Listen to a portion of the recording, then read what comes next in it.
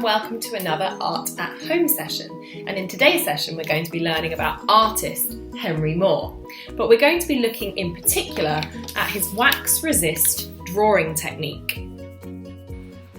In this book, The Drawings of Henry Moore by Andrew Causey, we can see that the wax resist technique is often repeated in Moore's work.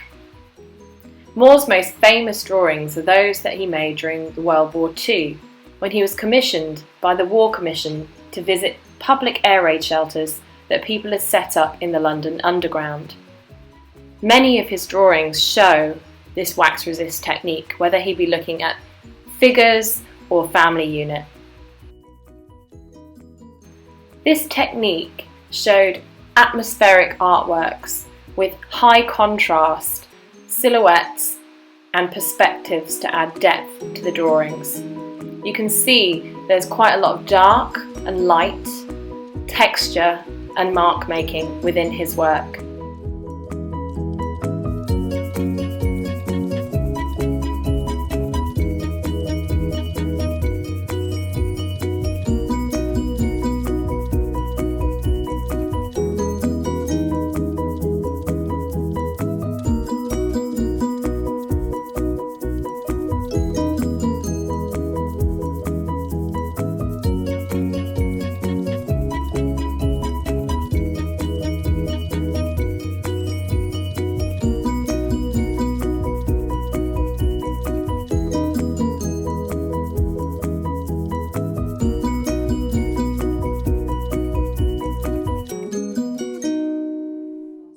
To need a few birthday candles. Mine still have some chocolate cake on the bottom of them.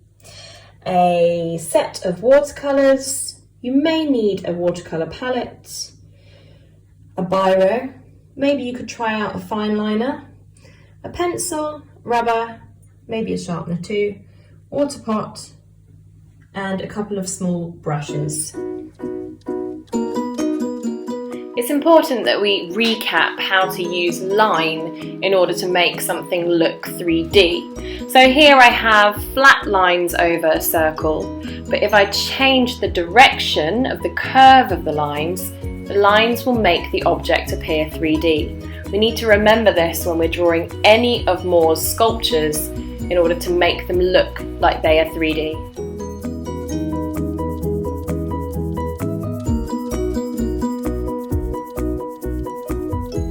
Before you begin this task, it's really important that you understand what the wax can do.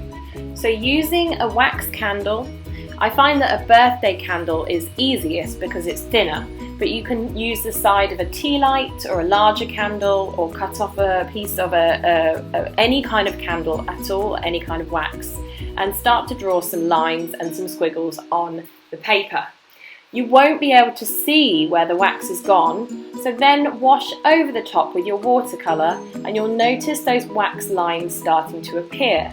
Now you'll find that you need to press quite firmly with the wax, and also you need to put quite a lot of wax on the page for it to be seen. So have a little play before you begin your drawing.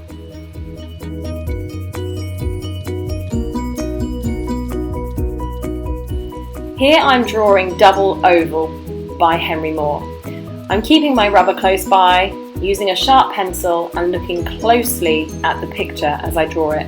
I'm making mistakes but rubbing them out as I go along.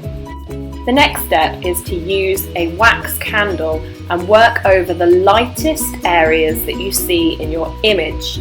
So I'm looking at where the light is hitting the bronze sculpture and working over in crosshatches and lines, making sure I'm paying attention to those contour lines so it looks 3D. My advice is go heavier with the wax than you think you need to.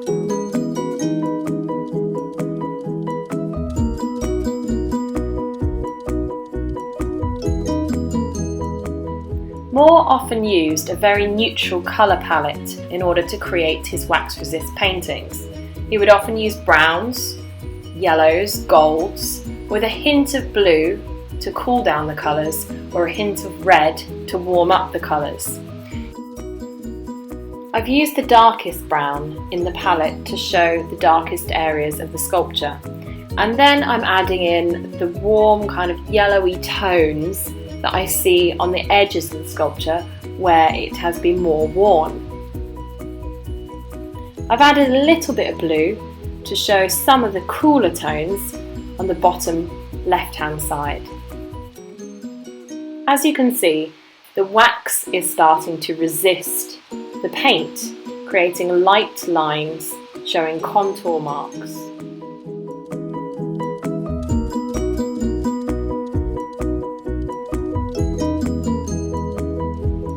Now it's worth remembering with watercolour, if the watercolour is wet, then the colours next to it are going to blend as long as they are wet as well. And if the watercolour is dry, then it's not going to blend. So you can play around with this and blend the colours together when wet is next to wet, but also allow the watercolour to dry in order to create extra layers showing different mark making.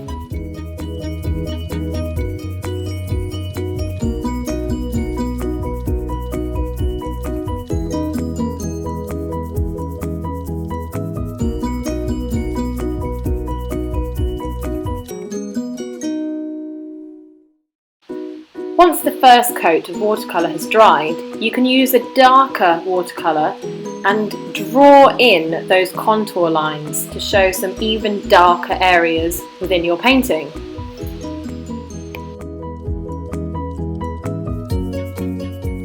Now I've finished the main part of the sculpture, I'm starting to focus on the background. So I'm using my wax candle to draw over the original pencil lines. I'm referring back to Henry Moore's backgrounds in his book and looking at what kind of colours to use. I figured that using a green wouldn't be appropriate and actually using harmonious colours, which are colours similar to the painting, to create a background would be more effective. So I've started to balance out the different tones seen in the painting in order to complete it. With the background complete, I'm now using a black biro to go over any contour lines. Now be aware that a black biro will go over your wax. So if you find that you've put too much wax on, you can use the biro in order to correct it.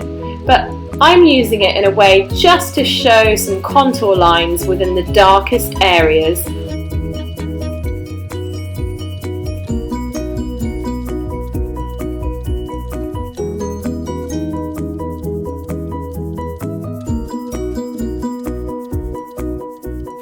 Don't forget to add the title of the piece, the date, and the medium you've used in order to complete it. Here it is, my finished wax resist painting showing Double Oval by Henry Moore.